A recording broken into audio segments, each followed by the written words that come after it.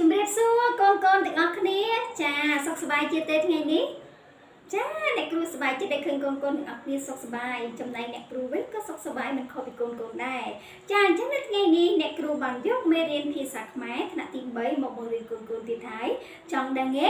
ថាមេរៀនយើងនៅថ្ងៃនេះរៀនពីអីដែរចាអញ្ចឹងលើយើងមកមើលទាំងអស់គ្នាចាអញ្ចឹងនៅថ្ងៃនេះយើងនឹងរៀនអំពីន័យដូចពាក្យន័យដូចតាំងពាក្យន័យដូចអ្វីដែលយើងយកមកបង្រៀនថ្ងៃនេះឥឡូវយើងចូលសិក្សាជាមួយគ្នាតោះទី1ប្រកពាក្យមានន័យដូចនិងពាក្យស្លាប់ចាយ៉ាងតិចឲ្យបាន10ពាក្យចាអញ្ចឹងពាក្យន័យដូចរបស់យើងនៅថ្ងៃនេះគឺជាពាក្យថាស្លាប់ចាអញ្ចឹងពាក្យស្លាប់ន័យដូចរបស់វាមានពាក្យអីគេខ្លះចាដែលបញ្ជាក់ប្រាប់ថាគឺវាចូលទៅន័យដូចគ្នានឹងស្លាប់ចា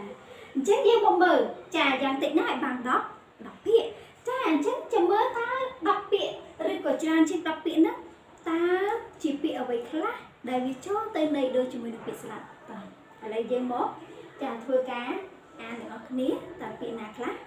ចាស្លាប់ចាន័យដូចនឹងស្លាប់គឺមានពាក្យថាងាប់ចាព្រោះស្គាល់ពាក្យងាប់ទេអ្នកខ្លះគេនិយាយចាមនុស្សយើងភាគច្រើនគេមិនសូវហៅងាប់ទេគេច្រើនតែហៅសត្វថាងាប់មែនទេតែតាមតំបន់ដែរតំបន់ខ្លះក៏គេចាពេលមនុស្សស្លាប់គឺគេហៅថាងាប់ដែរចាតែភាសាពាក្យថាងាប់អត់សូវមិនសូវជាពីរោះភាសាទេចាអញ្ចឹងយើងច្រើនប្រើតែពាក្យថាស្លាប់ឬក៏ពាក្យផ្សេងទៀតដូចជាអស់ជីវិតចាខ្សែចាខ្សែជីវីខ្សែជីវ៉ានោះកូនចាសុគតមរណាចាតិវង្គត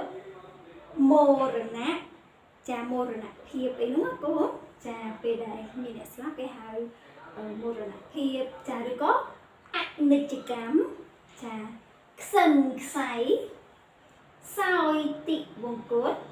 ចាសោយតិវង្គតនោះគឺជាភាសារបស់ស្ដេចចាពេលដែលស្ដេចសុគតហ្នឹងកូនចាគឺសោយតិវង្គតនេះចាសុគតនេះ